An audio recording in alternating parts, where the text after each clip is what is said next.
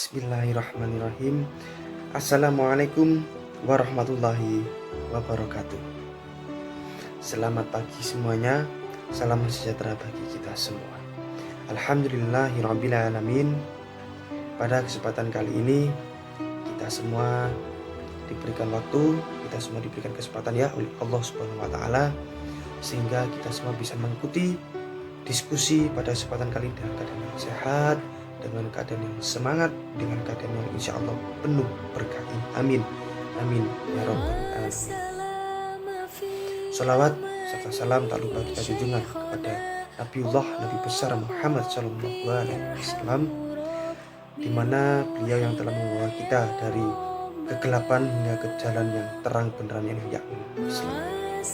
Di sini saya Muhammad Arifin dari Pendidikan Agama Islam akan sedikit menjelaskan atau akan sedikit memberikan suatu pengertian tentang siksa bagi orang-orang yang sengaja meninggalkan sholat atau lalai dalam sholatnya ya. Langsung saja kita masuk ke pembahasannya. Nah, jadi begini ya, Allah Subhanahu wa taala itu sangat menyukai kepada orang yang bertakwa, sangat menyukai kepada hamba-hambanya yang bertakwa. Yaitu seperti apa Allah yang cintai itu kepada hamba-hambanya? Orang atau hamba yang menjalankan perintah-perintahnya ya, yang menjauhi larangan-larangannya. Perintah Allah itu merupakan kewajiban bagi setiap hamba-hambanya yang beriman, dan pastinya Allah tidak menyukai hamba yang ingkar dan lalai dalam menjalankannya. Dalam rangka pendekatan kepada Allah Subhanahu wa taala, ibadah sangatlah berperan penting serta sebagai sarana yang utama, dan diantaranya yang diwajibkan termasuk ibadah sholat. Ya, dalam syariat Islam, sholat itu dibagi menjadi 5 ya. Syahadat, sholat, zakat, puasa, naik haji. Kita akan membahas yang sholat ini ya. Sholat itu sangatlah wajib bagi setiap orang yang mukmin, setiap orang yang balik, setiap orang yang bebas, setiap orang merdeka, yang waras ya. Dan sholat itu adalah tiang dari sebuah agama atau fondasi dari sebuah agama. Ibarat rumah, sholat itu adalah fondasi atau tiang-tiang yang menyangga kekuatan rumah tersebut. Apabila fondasi atau tiang-tiang tersebut rapuh, maka otomatis rumah itu akan rapuh juga, gampang untuk rubuh. Sama halnya seperti sholat ya. Di dalam sholat, apabila sholat Anda itu sudah rapuh, lemah, lalai, otomatis ibadah-ibadah yang lain rapuh ya. Untuk menjalankan perintah-perintah Allah kencang, lurus, atau untuk menjauhi larang-larangan yang ditolak Allah itu, maka Anda akan lebih sulit ya, karena pondasi-pondasi yang kalian punya itu lemah gitu loh. Jadi untuk mengontrol itu semua sulit ya. Kemudian ada kemuliaan sholat 5 waktu ya. Yang pertama, barang siapa menjaga sholatnya niscaya dimuliakan oleh Allah Subhanahu wa taala. Itu sabda Rasulullah.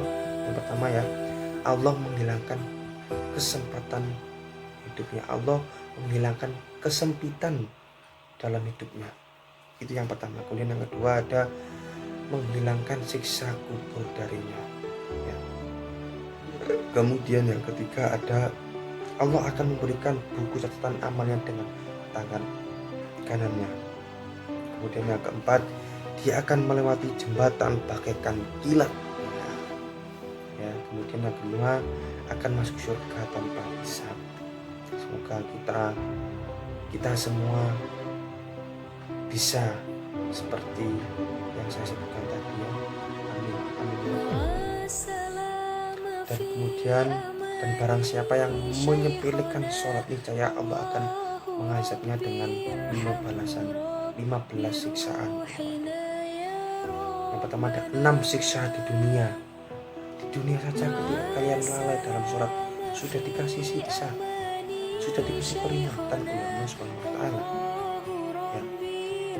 Kemudian 3 siksaan ketika mati ketika mati pun kalian masih disiksa di dunia, dikubur. Aduh, pas ketika mati, kemudian dikasih saat ketika masuk liang dan kubur.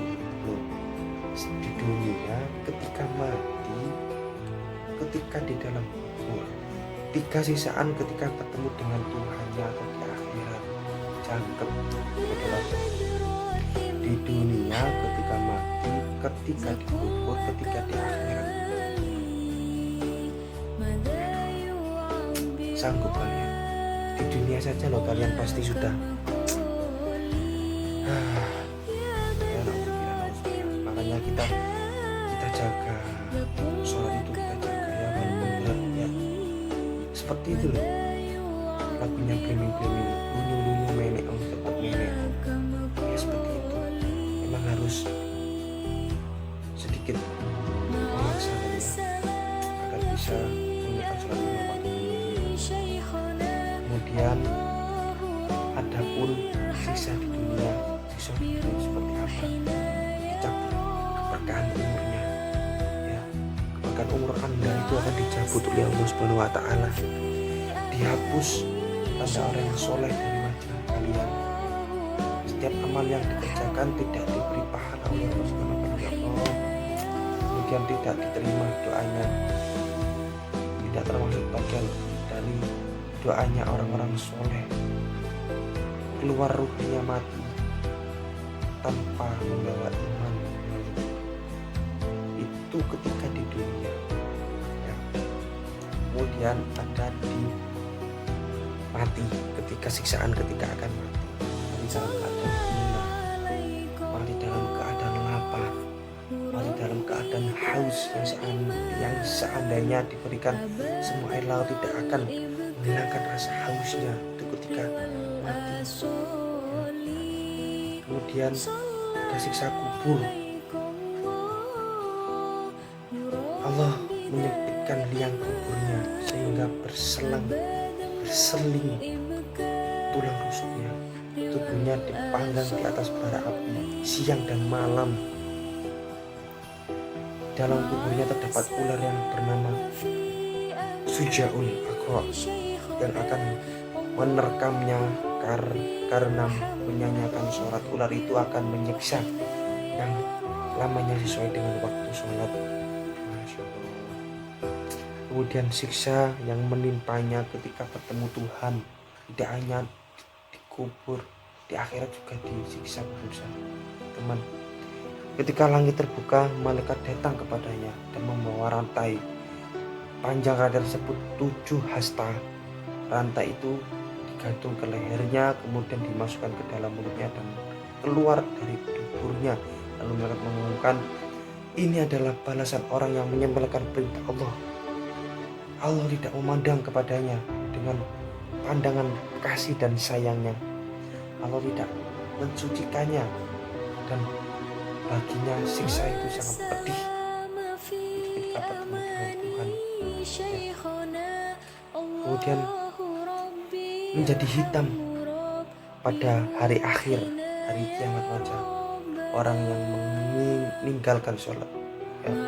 Sesungguhnya dalam neraka jahanam terdapat jurang yang disebut lam-lam. Di dalamnya terdapat banyak ular. Di setiap ular itu sebesar leher unta, panjang perjalanan sebulan. Panjangnya sepanjang perjalanan sebulan. Ular itu menyengat sampai mendidih. Biasanya dalam tubuh orang itu selama 7 tahun, kemudian dimasukkan dagingnya. Maka perlu kita ingat ya.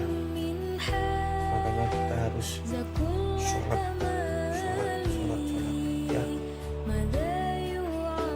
Sekian dari saya.